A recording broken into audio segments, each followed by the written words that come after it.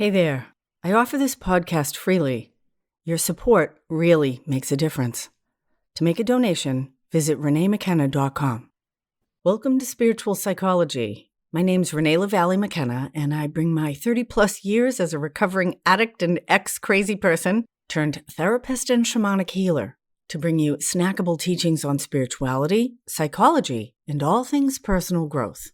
And today I want to talk about leaving addiction behind. And although I'm in my 35th year of addiction recovery, I have to be honest, it's a topic I actually kind of avoid, except in my own personal growth and therapy work.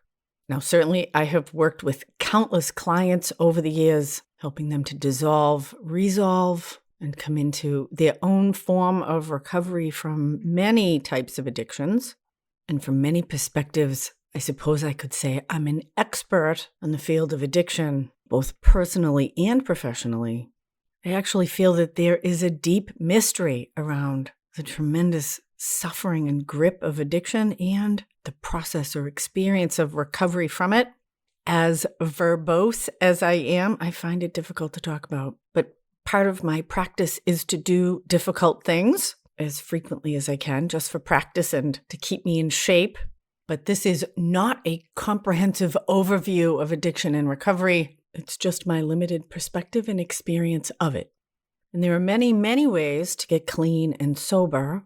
And what has worked best for me is a combination of 12-step fellowships and deep and sustained personal and spiritual growth work with a hefty spiritual practice on the side. And I did a podcast on the 12 steps, number 61, the 12 steps for everyone, if you want to learn more about the 12 steps. They're basically a set of very practical spiritual principles to be actively applied in our life in place of addiction. And humans are multifaceted creatures. We're physical, mental, emotional, spiritual, and social. And because we are a system, healing or dysfunction in any one of those areas affects the health of the whole system. And although this can be confusing or even incomprehensible, it does seem that what's happening here in the physical material world is only the tip of the iceberg. And that on the deeper levels or from a meta perspective, physical reality is actually an expression of energy or consciousness that's always in motion. The Hindus call it Maya, which is actually the idea that it's an illusion. And although my body and the chair that it sits upon and this microphone in front of me have form, on an atomic level, they're mostly space and energy. I recently saw the movie Everything, Everywhere, All at Once. Highly recommend it. And one of the characters says, "Don't you ever wonder what's really going on here?"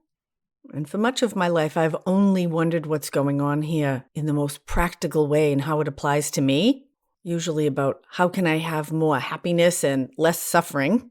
And over time, my experience has been that working with those different aspects of our humanity, physical, mental, emotional, spiritual, social, that the spiritual is the foundation that underlies all of them. And that when I straighten out spiritually, all the rest of the pieces fall into place. It may take some time, but that is, I believe, the root of our human suffering. The existential fear or misunderstanding of our experience of feeling separated or disconnected from the larger system, I think it drives every form of suffering and dysfunction in the world. And I feel like I was born with some existential suffering, particularly fear, had anxiety as far back as I could remember, and a tremendous sense of isolation and disconnection. Drove me to steal candy bars and cigarettes, Playgirl magazines. My best friend's mother had a subscription to Playgirl and a stack of them next to her bed. And we used to grab some soft porn Playgirl magazines, a pack of her mother's Newports, and I'd steal some $100,000 bars from the Cumberland Farms down the street. We'd go into this little patch in the woods behind my house when I was about 9 or 10, I guess, trying to find some thrills and get some relief. And even at that tender age, I had already tried the good girl route, getting all A's in school and having my artwork on the board. And outward success did not make me feel better. So I started the path to sex, drugs, and rock and roll. Thrill seeker. Not long after that, I found acid and other psychedelics and pretty much would take any drug that people would hand me. Uppers, downers, in-betweeners. And I drank alcohol as much as I could get my hands on it.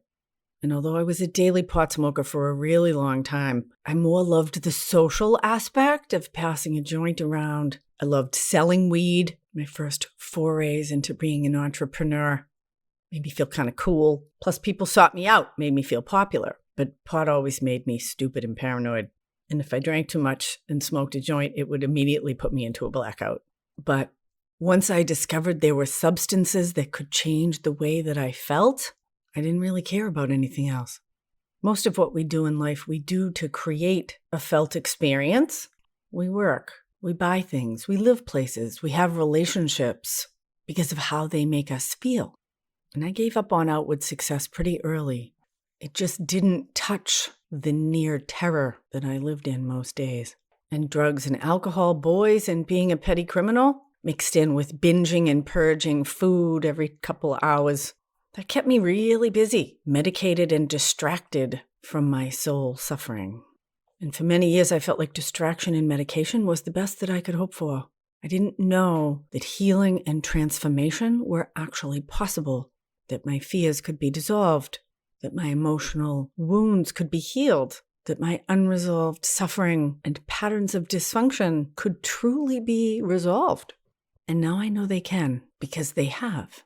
In a very slow and developmental, incremental pace. My addictions have dissolved one at a time, and I was told to pick the one that would kill me first, and the rest would fall into place. Pick the one that's most presenting, that's causing the greatest havoc or dis-ease. Clarify what the addictive pattern is, stop the addictive pattern, and do whatever is needed to tend to the authentic unmet needs that come up when I put the plug in the jug. Or put the cigarettes down, or stop fucking the married man, or stop abusing myself with food, or compulsive spending. And just like our body has kind of an order of operations of healing, the same is true for our psyche and our spirit. And whatever's causing the most suffering, that's the thing we need to tend to first. And I guess the mystery of addiction and recovery for me is that I cannot do it by myself. And my powerlessness, my inability to figure it out, to be able to stick with a positive change, has forced me to heal that existential experience of disconnection, because I have had to find a higher power and I have had to have the help of other people. And I still need those things today. And that format of relationship with self, relationship with God, relationship with others seems to be the healthy dynamic that we need as humans. In Buddhism, they talk about the Buddha, the Dharma, and the Sangha. Buddha is the emanation of Source. The Dharma is the spiritual teachings or principles that tell us how to relate with ourselves and others, how to live in a healthy way in the world. And the Sangha is the community. Again, humans are a multifaceted system, and the healthier we are in each area of our life, the healthier the whole system is. And over time, I have gotten recovery in just about every area of my life. First, it was drugs and alcohol, and then it was food, and then it was sex, love, and relationships. And then I let go of cigarettes and my codependency and my relationship with time and procrastination and avoidance and overworking. And I'm currently looking at my relationship with money. And I haven't ingested anything mood or mind altering since Valentine's Day of 1988. I accidentally took a big swig of vodka thinking it was water one time when I was in Russia, but I spit it out. And I actually have no desire to change the way I feel today. In fact, I spend a lot of time opening to actually feel my feelings. My emotions and feelings are the keys to my internal and my external experience. Feelings are the flavor, texture, color of life. They also provide deep insight into my own internal process and my experiential connection with others. And again, there's a great mystery to addiction that I don't understand. I have buried so many people who were clean and sober for long periods of time and decided to experiment with drugs and alcohol again and didn't survive the experiment. My dear friend and roommate Bobby, one of the most beautiful, angelic souls I've ever known. A gorgeous man hung himself in a treatment center after 5 years of being clean. Made a little too much money, started doing coke again, started shooting dope, and he lost everything. And then he took his life. My amazing friend Karina, another stunningly beautiful person, funny as hell, so smart, a crackhead, stayed clean over 10 years, had children and a husband. She had a glass of champagne on New Year's about 5 years ago and has not been clean more than a couple months since. In fact, I'm still in touch with her husband, and the last I heard, she overdosed on Dilaudid in their house. He had to do CPR on her while he was waiting for the paramedics. They came and shot her up with Narcan. And she was furious that she was still alive. My friend Tommy was 7 years clean, wanted to have a spiritual experience, started to do some magic mushrooms, wash it down with a little beer. The next thing, he's living on the street for 3 years. Ended up back in jail. He's clean again now. The extremity of the Jekyll and Hyde nature of deep addiction still baffles me. So although I am a risk taker in almost every area of my life, I don't mess around with addiction. I've just seen it chew up and spit out too many wonderful people. And I was involved in the Buddhist organization created by the Zen monk Thich Nhat Hanh, the Order of Interbeing. It's a Zen order for lay people. And they have a bunch of tenets or vows that you take. And one of them is to not sell or use alcohol or drugs because of the suffering it causes in the world. And we live in a very addictive culture right now, looking to change the outside to make the inside feel better. And that's the wrong direction from my experience. That when we fix the inside, the outside falls into place. And whether people can do that on a non-spiritual basis, that's totally up to them. But I know that when I have asked for help, help has come, often in unexpected ways. And the mystery of the destruction and suffering caused by active addiction is matched by the mystery of the grace, healing, and joy that are found in recovery. And true change in almost every area of my life has almost always come when I realize I can't figure this out. I don't know what to do. And that defeat or humility or letting go, surrendering the fight, almost always opens some trapdoor that I didn't know was there, and there's another option. A third way. I like the saying, there's my way, there's your way, and there's God's way. And opening my mind to that third door can continue to be a challenge to this day, but that is always the best path for me.